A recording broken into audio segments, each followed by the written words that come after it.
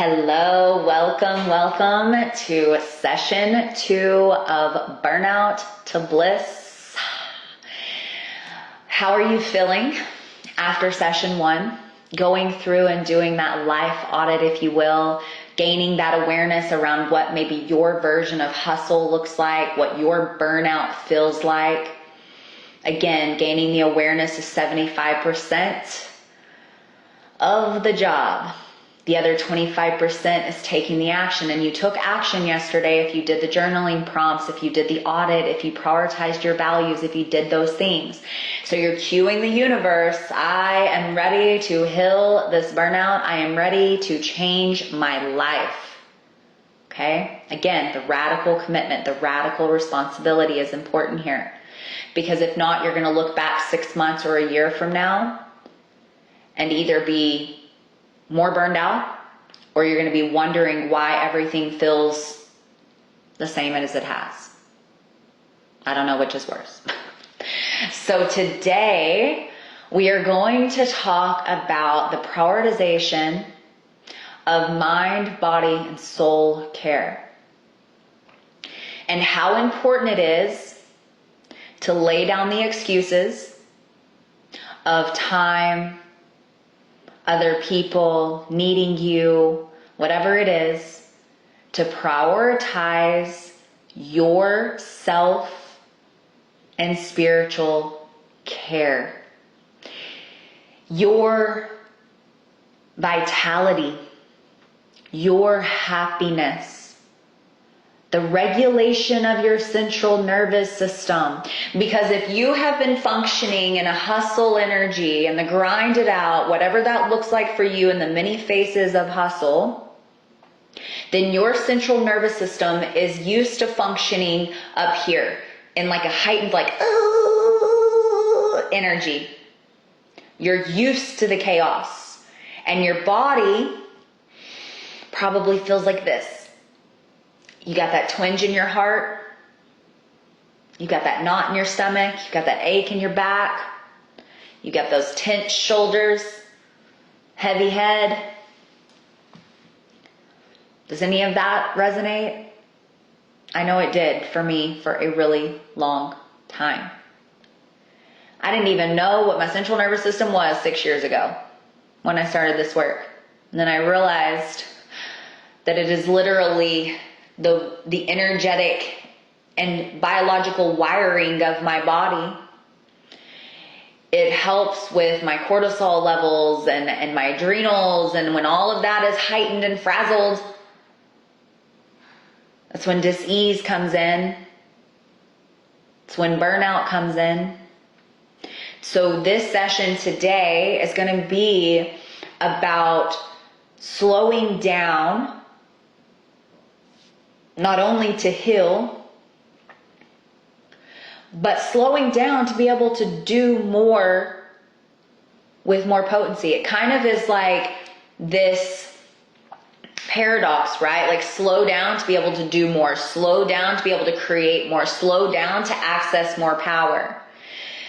But I give this example a lot. And if you're in my world, you know this. If you're brand new, you might not have heard it before.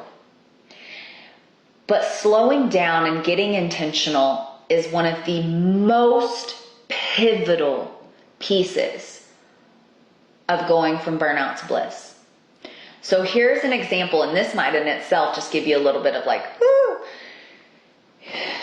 So before the journey of healing the hustle, going from burnout to bliss, this might be an example of your morning. This might be an example of your day, okay? You wake up late. Your alarm goes off and you snooze a couple times or whatever that is, and then you go, oh my God, I'm late. And then you're like rushing around. You got to get the kids ready, and then you can't find the kid's shoe, and then you trip over something, the dog, and then you fall and you hurt your knee, and then you're having to tend to your knee, and you're like, oh my gosh, and then you're cursing and you're frantic and you're like, and then you get in the car and everybody's in the car and you finally get everything done and you're still running late and you're speeding to get to where you want to go, and then you get pulled over, and then you're even more late.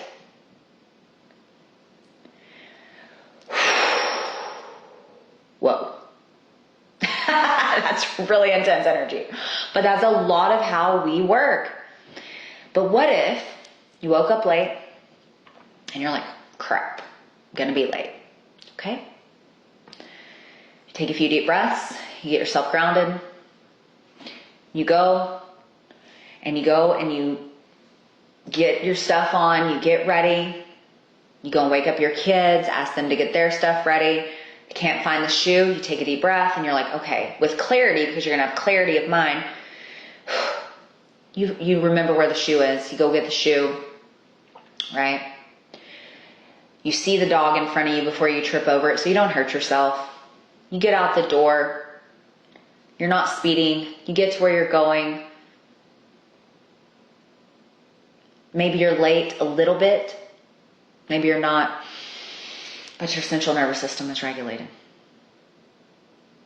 You're not freaking out. You actually didn't add on time by thinking you're late, and then all these frantic and no clarity in your mind, you ended up being more late than you would have been if you would have just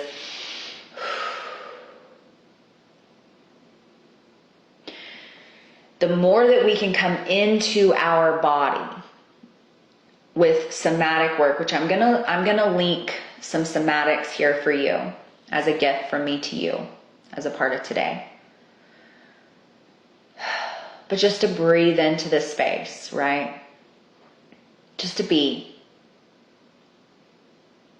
The more we can come into our body and slow down and get intentional and conscious in our days, when we actually do things, they're going to be with more clarity. They're going to be with more potency and power. But we have to be, I've got a feather that's going wild here, y'all. But we have to value and prioritize our self and spiritual care. Because if you're in that example of go, go, go for everything else, you're actually adding on more frantic energy. You're adding on more time to things that don't need to be added on to. And this is just your day-to-day life. When you are not taking care of yourself. When you are not being with yourself. Okay, so I mentioned somatics and we'll talk about that in a minute. But one of my practical tips for this that is not going to resonate with a lot of you, or let's just say it's not going to resonate, but maybe it'll trigger you. You, almost everyone I speak to, I can almost guarantee that a morning routine, sacred morning routine for yourself would shift a lot for you. Because a lot of people that are in burnout, their alarm goes off, they're up, they're... So a couple of these tangible practices, having a sacred morning routine. This does not have to look like anything crazy. If your kids wake up at 6 a.m., you wake up at 5:40. Everybody's routine gets to look different. It could just be you laying there, taking a few deep breaths, journaling, meditating, drinking your morning tea in peace and quiet. Something I suggest for everybody's morning routine is no phone for the first hour. I don't want you immediately going into reactive mode, grabbing your phone.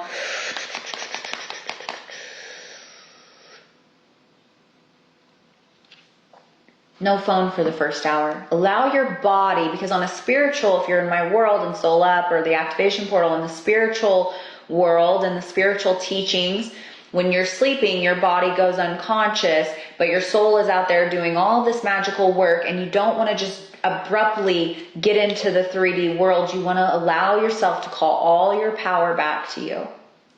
It's for you to be in a place of magnetism, proactiveness, receptivity, instead of the place of the reaction of the kids waking you up, right?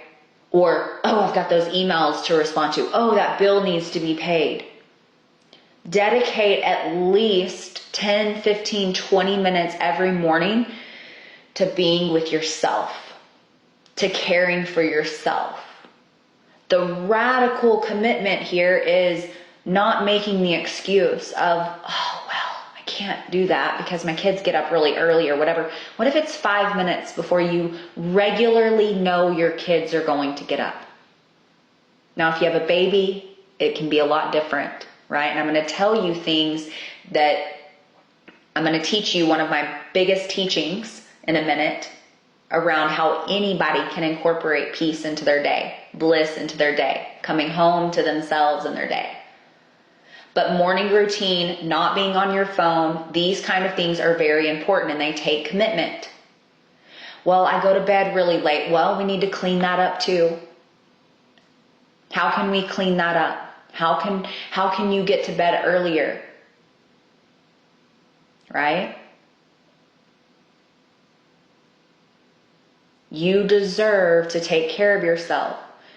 Setting the intention of what sparks joy for you, what feels life-giving to you. Is it a long bath a couple nights a week? Well, I can't do that because my kids and da-da-da-da. Can you do it after the kids go to sleep? Can you ask for support from a babysitter, or better yet, if you have a spouse, your spouse? We're going to talk about being able to ask for help in another session when we talk about divine feminine energetics and healing those parts of ourselves that the high-achieving woman doesn't want to ask for help, which is a form of self-care and self-love, right? But getting intentional with your morning sets the entire tone for your day. If you're waking up frantic and the kids are your alarm or whatever, and you're just running into this state, that sets the frequency for your entire day. So imagine if you really commit to 30 days of just self-care and spiritual care first thing in the mornings, 5, 10, 15, 20, longer if you can. Sipping your tea, journaling, listening to music, whatever it is, somatic practice, breath work, the meditation, whatever it is. I'm going to drop some meditations in here for you too. You're going to be getting all kinds of goodies. But can you commit to yourself? Is your sanity, your well-being worth that to you for a 30-day commitment? I know it is. But are you willing to do it? Your central nervous system is shot if you are feeling burnout. I want you just as the most basic somatic practice, I want you to sit with me for a few minutes and just breathe in through the nose, expanding the belly, long, loose jaw, loose tongue. Exhale through the mouth, long and slow, softening the belly.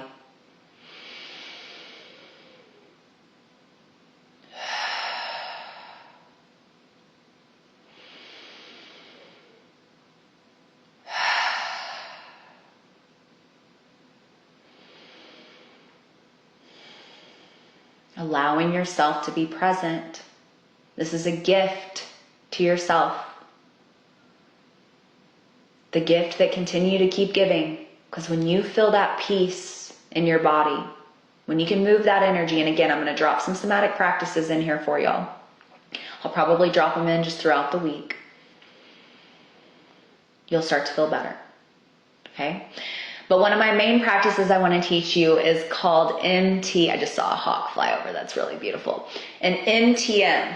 I've been teaching this for years. Mindful transition meditations.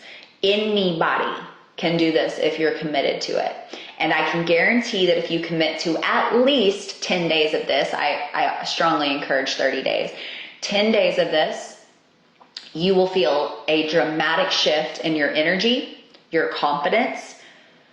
You will feel calm and peaceful. You will experience more bliss and more beauty in your life. How this works is, in between each task in your day, whether you are a businesswoman, a mom, both, whatever it is,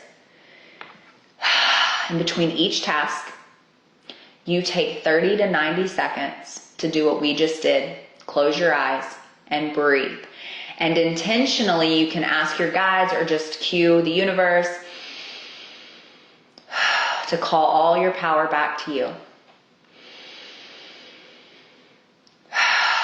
30, 60, 90 seconds in between each task. What does this look like? After I do this transmission, I'm going to sit here and I'm going to breathe. I'm going to be, after I answer emails, before I do laundry, after I do laundry. You do these 30, 60, 90 second pockets in between each task. By the end of the day, you've had 30 to 60 minutes of intentional peace in your day.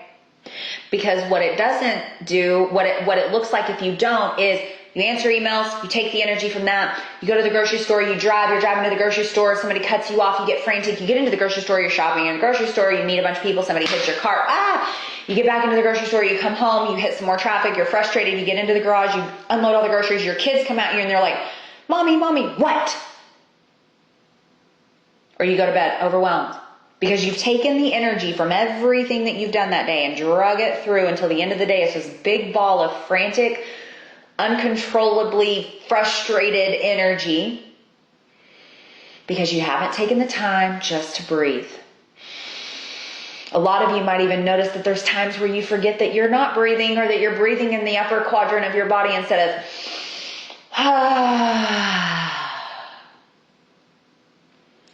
These are the most basic self-care and spiritual practices that you get to implement, that you get to take for your own. Another thing that is a really beautiful part that I want to share with you about self and spiritual care is having boundaries and learning to say no when you mean no. Such a basic teaching, but you've got to say no when you mean no. We've got to start reprogramming that overgiving. Am I doing this because I have the time, the energy, the space, the money, and it will make me happy, and I'm pouring from a full cup? The reason self and spiritual care is so important is because you want to be overflowing. All of that overflow is what you're able to give to others with purity.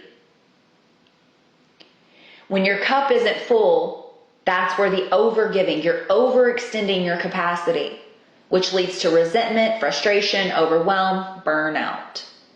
That's why you have to be filling your cup with these most basic to start practices. Some of you might be like, I do all of this. Cool.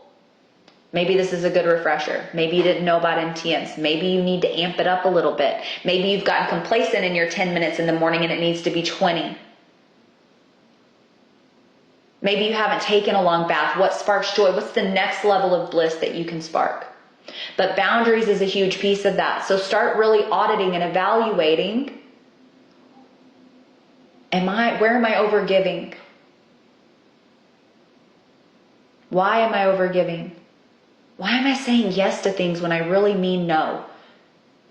I always say, when you want to say no, but you say yes, and you want to start practicing saying no when you mean no, just remember that it's that temporary discomfort when you say no and you're reprogramming that system of being a people pleaser, instead of having the long-term resentment and frustration that happens when you say yes when you really mean no.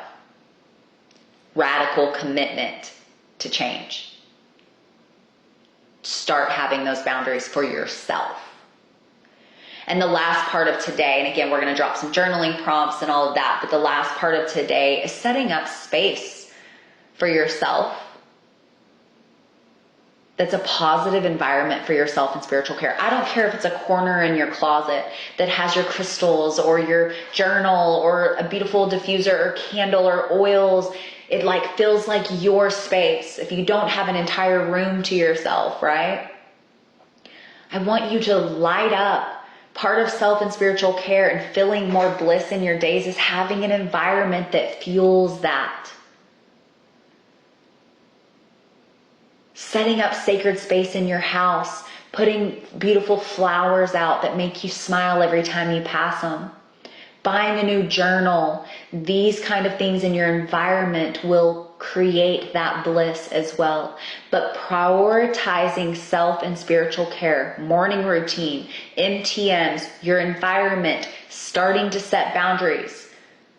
I want you to dive into the journaling prompts and explore this and what this looks like for you. And share in the comments as you start to dissect it. And I will see you for day 3 tomorrow.